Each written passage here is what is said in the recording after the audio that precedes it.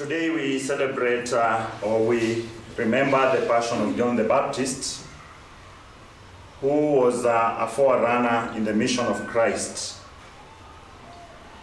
And the story of the Passion of John the Baptist is full of lessons. There are three main characters in the whole story.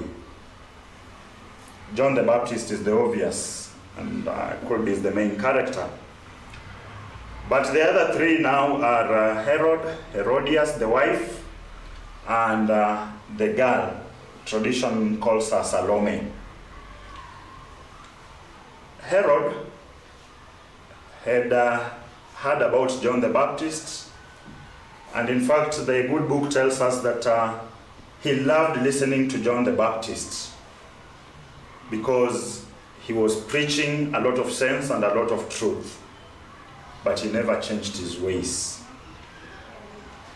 Herod went ahead and took his brother's wife, which was wrong. And John the Baptist condemned the act. Herod, in his conscience, must have been convinced that he has done something wrong. And he did not have a problem with John because he knew his mistake. But now the woman who was taken feels so bad. It's like she feels like John the Baptist wants to deny her a chance to be in the palace. And that's why the good book tells us she held a grudge against John the Baptist. Then now the mistakes of Herod begin. Away from taking his brother's wife, he throws a birthday party to the staff. And this girl, is now a daughter. Even if it is a stepdaughter, she's still a daughter to Herod. She dances so nicely that the father becomes confused. Let us be human enough and ask ourselves, what kind of dance was that?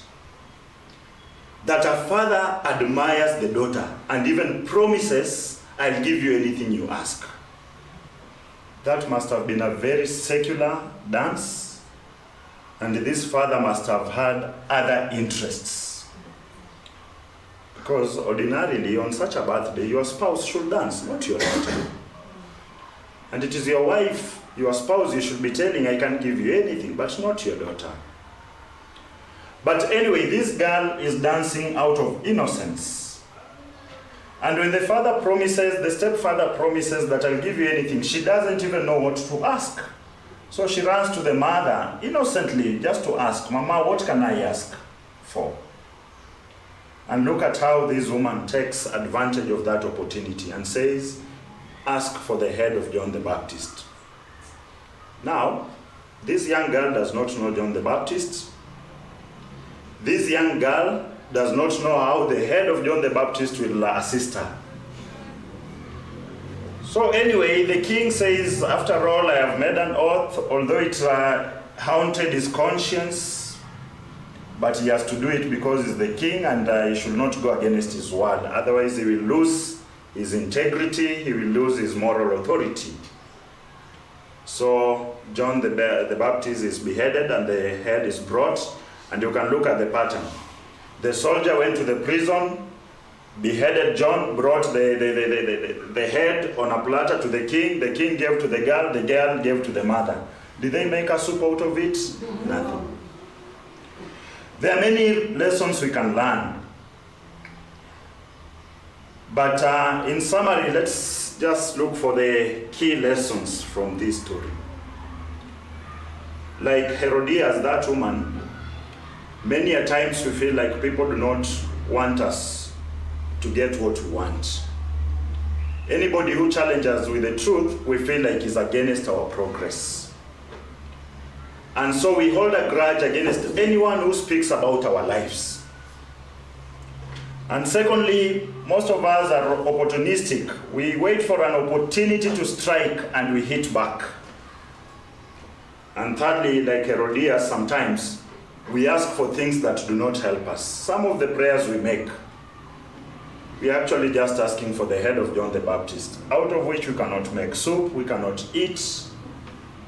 Because when you're seeing your neighbor progressing and you're saying, God, I wish her business to collapse, You're asking for the head of John the Baptist, because if the business collapses, it will not come to you. The customers will not move to yours. When you're asking that, oh, somebody's child should not progress in their studies, the brains of that child will not come into you. You're asking for the head of John the Baptist. Something that is of no value. Something that you cannot utilize, something that you cannot use. Like Herodias, sometimes you also take advantage of the innocence of people. You see, this woman is so evil that she even takes advantage of the daughter's innocence. The daughters just come to consult, Mama, what can I ask? And this woman uses that opportunity to settle scores with somebody she differed with. How many times, like Herodias, do we take advantage of the innocence of people? When they are coming to consult us, when they are coming to pick something from us, because they don't know, we take advantage of that.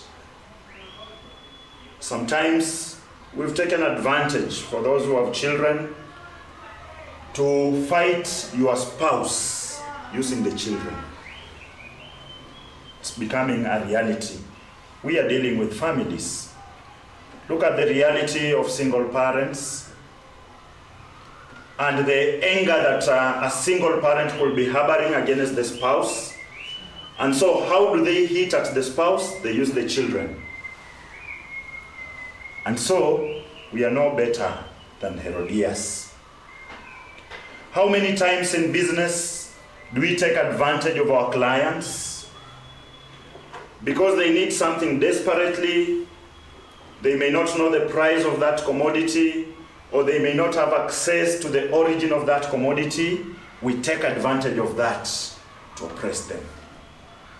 How many times in our leadership positions, like the reading we had on Sunday about Shebna, do we oppress those under us because of our privileged position? We take advantage of their innocence. We take advantage of their poverty. We take advantage of their disadvantages in the community. Positively, we may learn from the negative action of Herod. Herod kept his oath, although it was a wrong promise that he had made. But the moment we make the right oath, how many times are we committed to that oath? Yesterday's reading will support today's reading. Yesterday, Jesus was condemning those people who just promise, who take oath even with the Bible in front of the altar, but they don't care about that oath they have taken. We made an oath during baptism. This oath was revisited during confirmation, when we were confirmed. Those who have wedded in the church, they made oath. Those who have been ordained, those who have professed have made oaths. But how many times are we strictly following that oath? How many times do we keep our word? If Herod can keep his word, although the wrong word, how many times do we keep the correct word? When you tell someone, I will do this for you, do we really fulfill that promise? Today, as we celebrate the Passion of John the Baptist, let us remember all the oaths we've done, and particularly the oath we've done with God. God, I will do this. God, if you give me a job, I will do this. Can we keep the promise? Can we keep the oath? Finally, let us not fear to lose even our lives for the sake of truth. John the Baptist stood by his word. Even when he was imprisoned, he never withdrew his word and said, no, I'm changing my word, it is okay. He stood by his word because it is the truth of God. He has even lost his life because it's the truth. How committed are we to the truth? How committed are we to the oath that we've made with God? I finish with this story. Some years ago, we went to celebrate Mass in Pokot. We visited a classmate of ours. And it was a Sunday Mass. The church was fully packed. And during Mass, during consecration, that highest moment of Mass, everybody is quiet. These bandits we hear about entered the church. And one of them, right from the back door, said, if you know you are a Catholic, remain in this church and lose your life. If you are ready to die, remain in this church. My friends, people ran. Everybody, practically everybody ran away. And they insisted, we are giving you a few minutes. Those who want to die because of their faith, remain here. Those who don't, who love their lives, take off. So people took off. Eventually, only 3 people remained. Those who were in Mass, plus the bandits. One was a very old woman, very old woman. The other one was an infant, less than 2 years old. And the third was the priest. The priest never ran away because he feared that if he runs away, he'll be maybe suspended because he left Mass, So he was fearing for his job. But were it not for that, he would also have run away. The infant remained in the church because the mother felt like the infant is too heavy to run away with. So the mother threw the baby.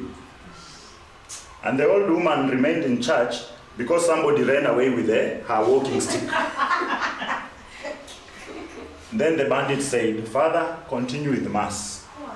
We have sent away all pretenders, all people who are not committed to their faith. They only come for fashion. How many of us can stand, even at that moment, and say, I am a Catholic?